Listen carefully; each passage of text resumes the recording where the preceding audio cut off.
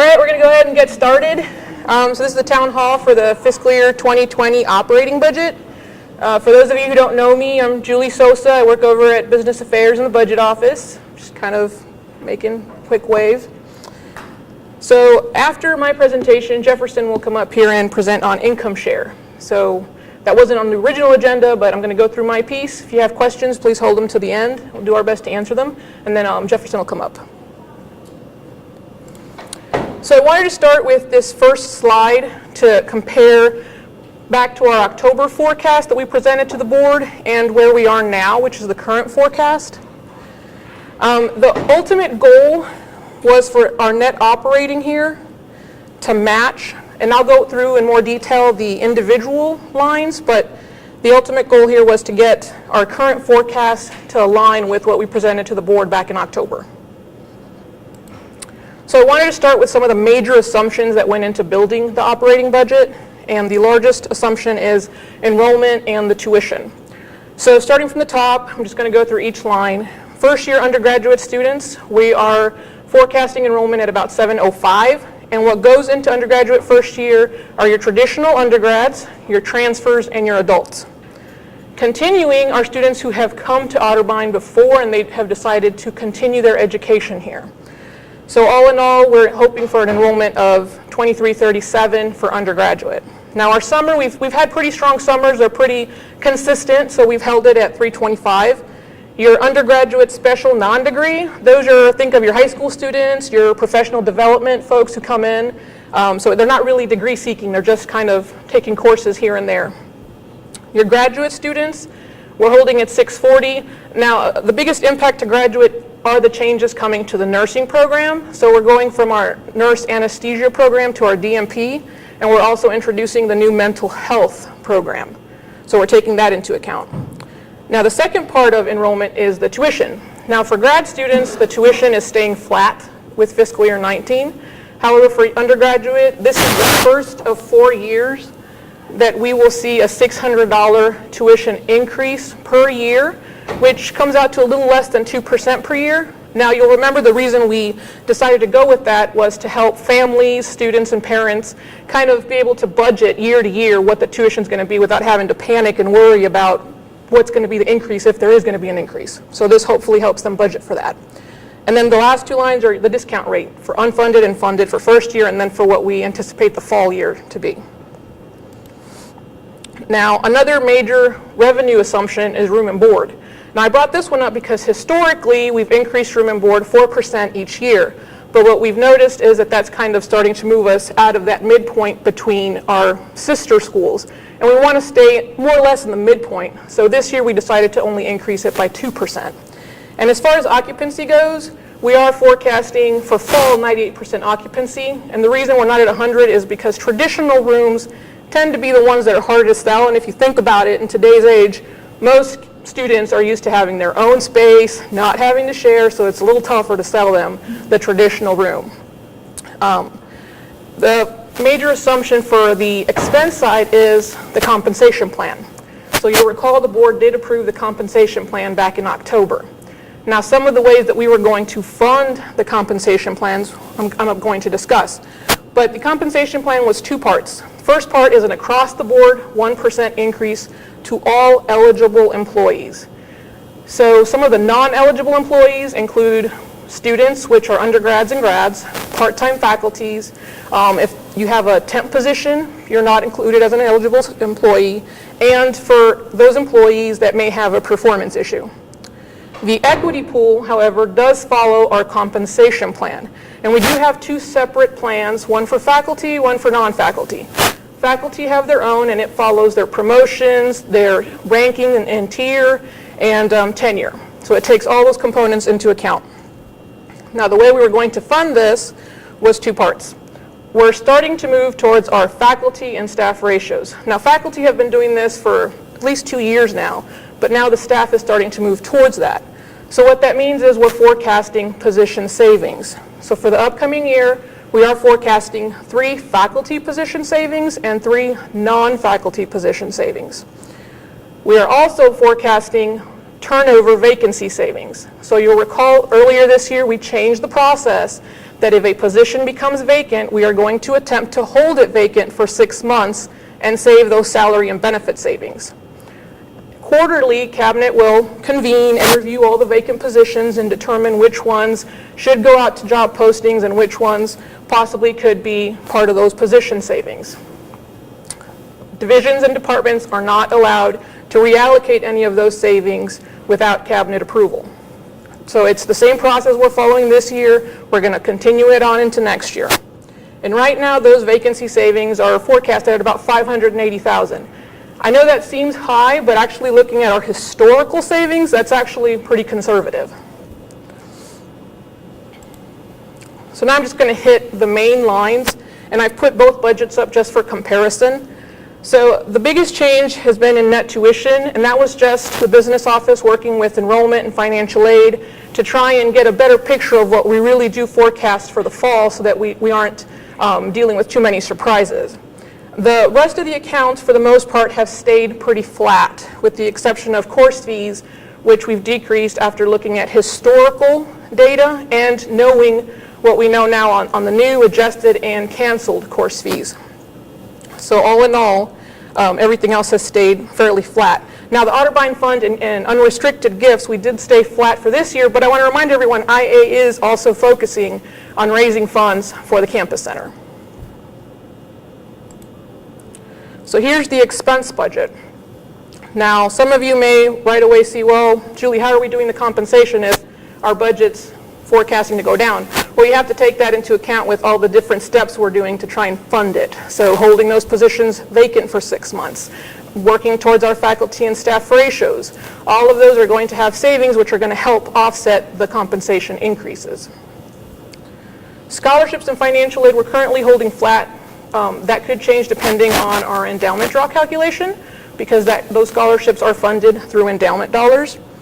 The other main one, that account line that changed, was the professional and contracted services. And the big jump there is due to our CRNA program. We have an agreement, Otterbein has an agreement with Grant Hospital. It's a profit sharing agreement. So our students go there, do their clinicals. They might come over and teach a course or two. But in the end, the revenue expenses, we share that profit. So our revenue is included, our additional revenue is now included up top. So we've got to make the offset down at the bottom for expense. But overall, it is a profitable program, and it's needed for our nursing program. Interest on debt, you'll see the big change there, and the change there is the campus center. We are not forecasting taking on additional debt next year for the campus center. Not to say we may take it on in the future, but for next year, we're not anticipating it. And all of our debt is currently with fixed rate, so that's a little more predictable on what we're going to pay for interest. Dining food service, it's pretty much flat for right now. We are out to bid on dining, so when we finally do get those numbers in, it may change, but for now we're holding it where it's at. Really after that, the rest of them are fairly close together. Other expenses holds a lot of different categories. It holds our unallocated, it holds our advertising and publications, student life fee, ITS tech fee, and those two fees adjust depending on our enrollment forecast. So they could go up or down. The less capital expenditures, we all know sometimes we make purchases out of our operating budget that need to be capitalized. So this is just an estimate of what we would be moving out of our operating onto the capital. And then our depreciation is an estimate based on what we know, projects that we will complete, that we know we'll start depreciating, and all the projects that we've already been depreciating. So our estimate's about 4.5. So I just wanted to bring up the summary budget one more time to kind of show that our goal in the end was to maintain our net operating and match what we presented to the board in October. Any questions on this? No? Okay. Jefferson will present on income share. Do you need me to log out, Jefferson? Yeah. Okay.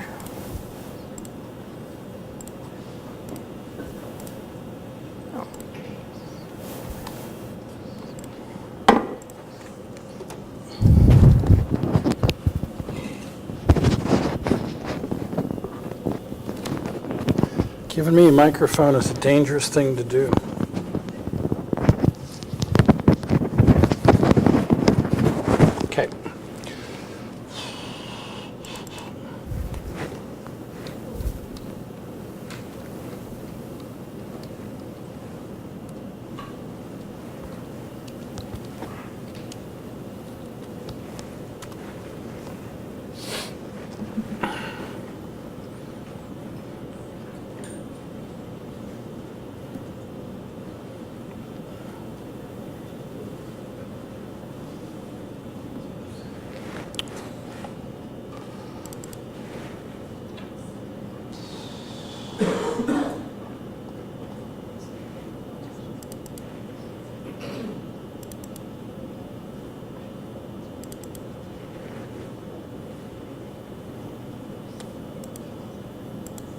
Great. So what I want to share today is some exploration that we're doing and a conversation that we plan to have with the Board of Trustees at the end of the month about another possible opportunity for us to demonstrate our commitment to affordability and to address issues related to student loan debt. So we're going to talk about income share agreements. It says a new way to finance an education. Actually, that's not really true. Milton Friedman came out in 1955 with this as an idea. And it's been around. Yale tried it in the 70s in a not really thoughtful way in which they put a group of students together and said, you're all responsible for the total amount. So when you had people who didn't pay, the other people had to pay more to make up for them. And so that didn't last at all as an effort. But a few years ago, as you started to hear all these coding boot camps that were coming out, how they were funding their students because they're not for credit, so they're not eligible for student loans or other financial aid, was through these income share agreements. And it really funded huge growth in these boot camps. And so institutions began to look at them again as, well, maybe this is something for us to take a look at. So what an ISA is, or an income share agreement, it's a contractual agreement in which a student receives funding for an educational expense, and they agree that they will pay a percentage of future earnings back to the institution for a set period of time. So as an example, and this is just an example, okay, this is from somebody's website, so the numbers are not real. We're going to talk about $5,000, and that's why I don't want people to think this is what we're talking about. It's just an example. If a student were to receive a $5,000 income share agreement award, they would agree to pay, say, 5% of their future earnings for a period of 6 years, and then they're done. So the university is taking a risk on our ability to educate a student, that they can get a job that meets requirements and move forward, and the student gets then a benefit. It's not a loan, it's not interest bearing, but it is a contractual obligation. So as we are exploring whether or not this would be an opportunity for Otterbein, we've identified 3 areas that we're really interested in possibly using income share agreements. One is we have the 5 cardinal experiences, and we know students are limited in their ability to do study abroad programs, sometimes to do a summer's worth of research or an internship based on the expense of those things, or foregoing income if they have to work over the summer. And so we saw, when we offered grant opportunities for students, significant numbers of students applying for $2,000 grants, more than we could afford to fund.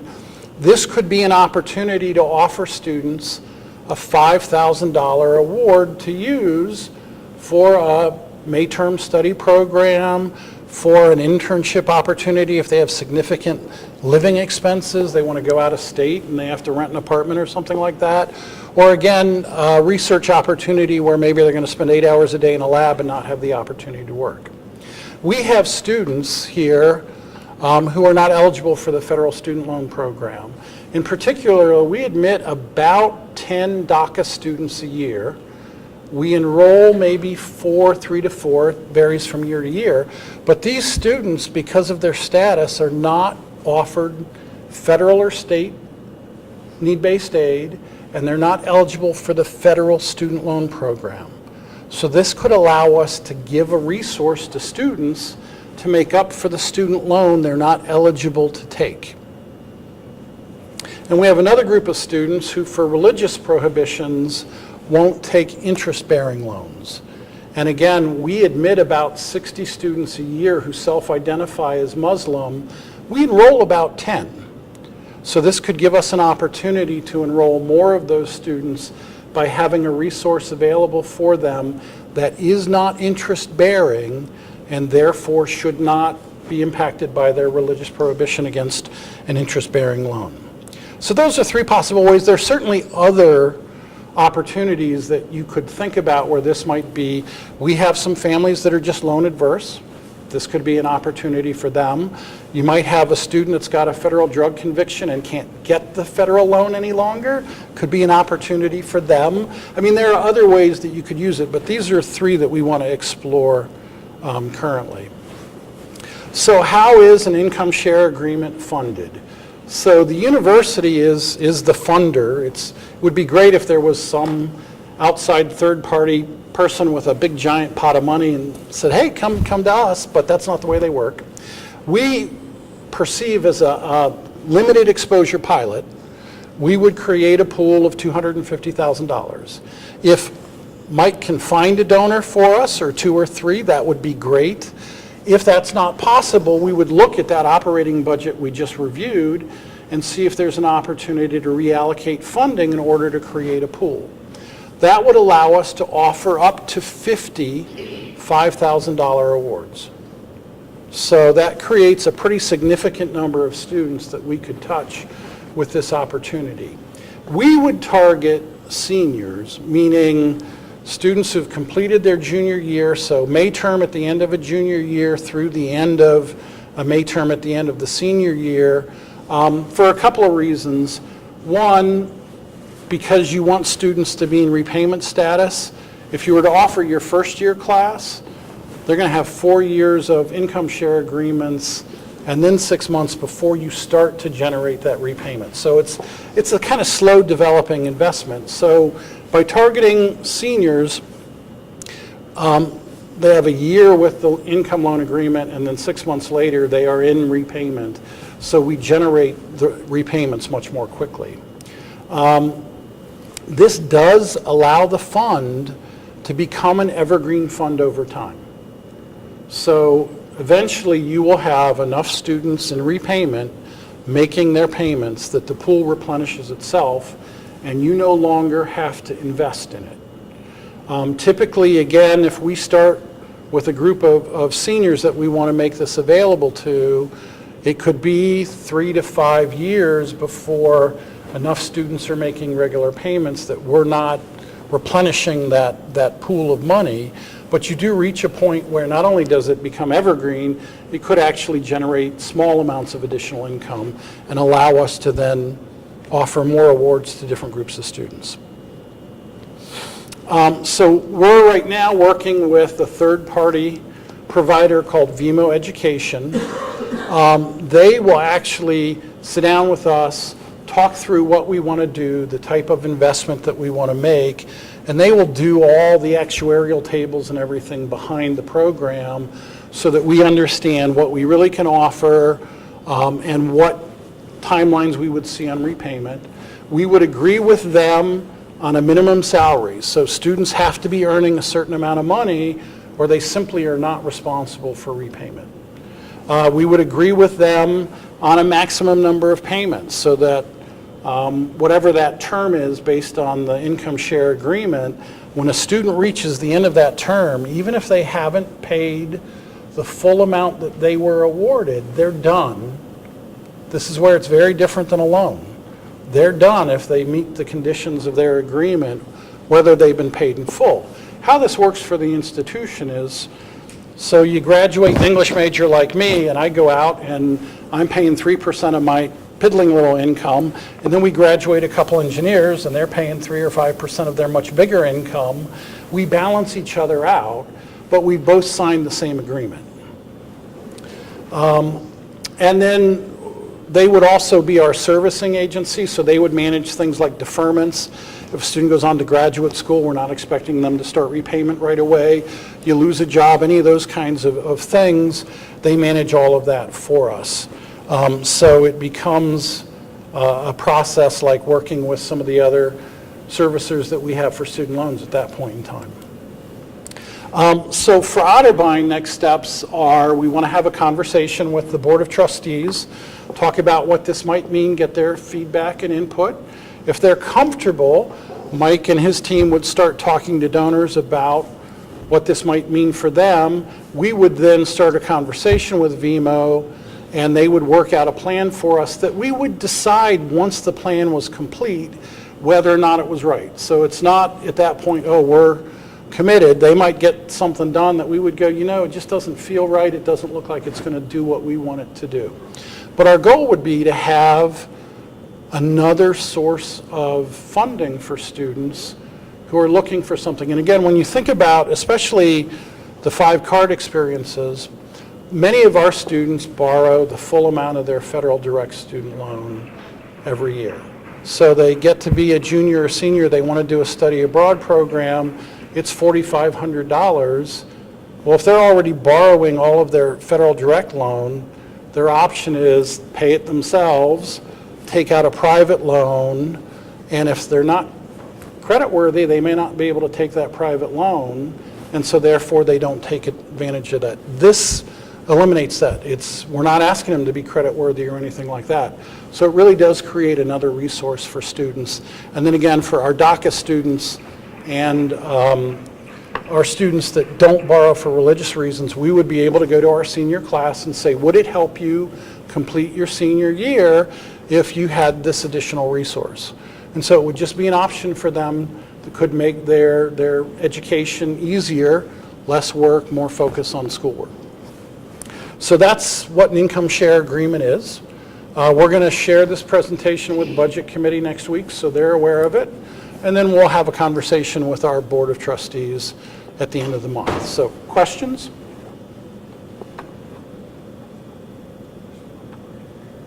Yes, ma'am. In Ohio, I don't believe anyone is, in terms of a 4-year not-for-profit or public university. A number of those boot coating elevators and those things, they use them all over the place. Other universities, probably the most well-known one is Purdue University. They started a program 2 years ago. They have almost 1,000 undergraduate students now doing income share agreements. They also have a huge research foundation, which is their source of funding. So they're able to do that, and they don't let students sign up as a first-year student because they don't know if they're going to be academically successful. But once they complete their first year, they can sign up for the full cost of their tuition in years 2, 3, and 4. And it's been very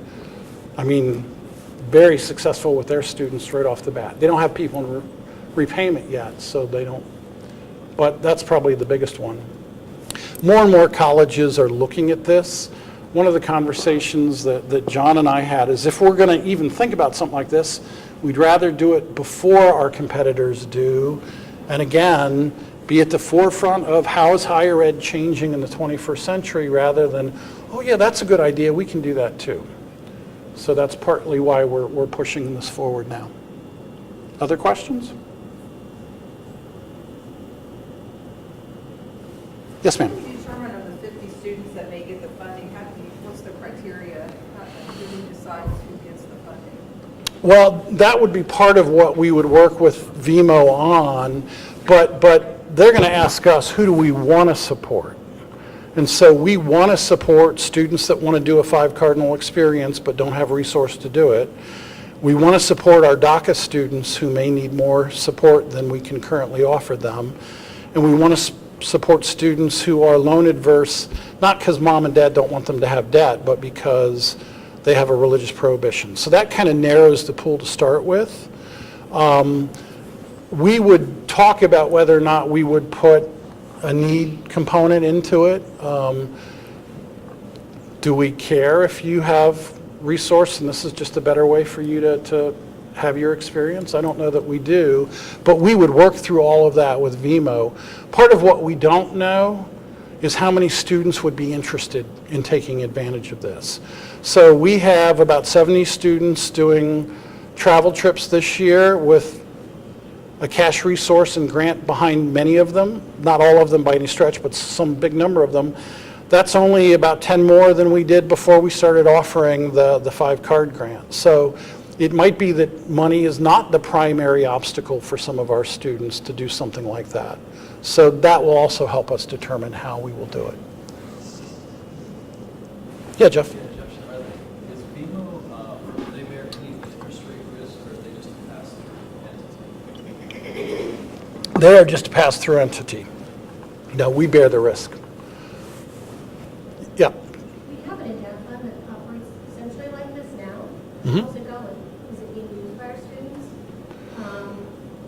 students were waiting to receive, to use at the end of that fund, or? Well, so the Cam Allen gift that we, Not, no, I mean the point loan fund.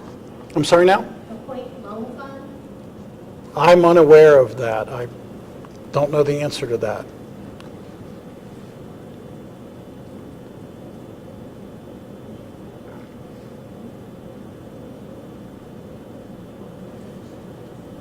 Other questions?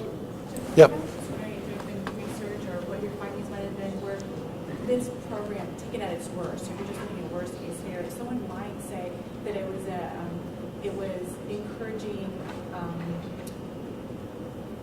low immediate outcomes for the students, meaning that if you wanted to game the system, you might decide then to do something good that fits our mission statement, go into the Peace Corps for a few years Right. afterwards, because then you would get out of having an income that would be having a percentage of it come back to it. So like, can you see, have you found that could have a negative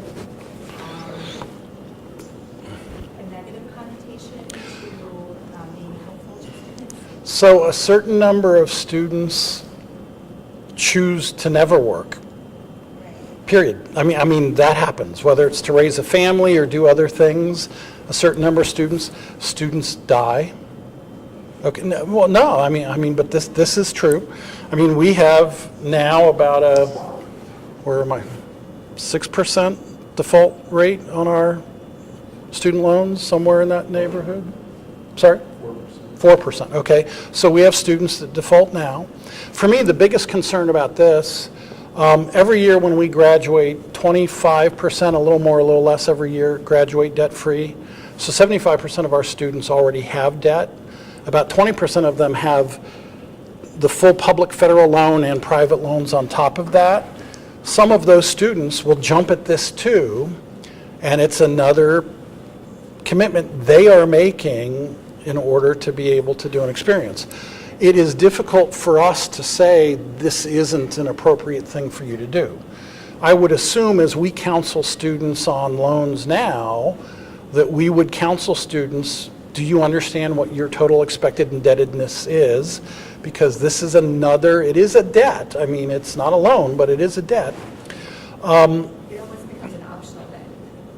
That you could opt yourself. Well, they're signing a contract. It's not an optional debt. I mean, because what VMO will do is collect. Okay, that's what a servicer does, is they collect and they will do that. So I think our fear is that a student would, actually if students thought, oh, I can go do this, the Peace Corps, great. That's a great experience, okay. There's a deferment process that we would build into it, like if they went to grad school, great, okay, and then you'll start repayment. Well, it's dependent on the amount that is awarded to the student. For some schools, the percent the student pays may be driven by their major of study, because some careers pay more right off the front than others do. So there are a lot of pieces that we have to work with VMO to negotiate and understand what the implication would be for an Otterbein student. And that we don't know yet. We assume our engineers are going to make great money, but we haven't graduated any yet, so maybe our engineers don't make as much money as, we don't know that yet. So I'm sure they will, though. Don't anybody quote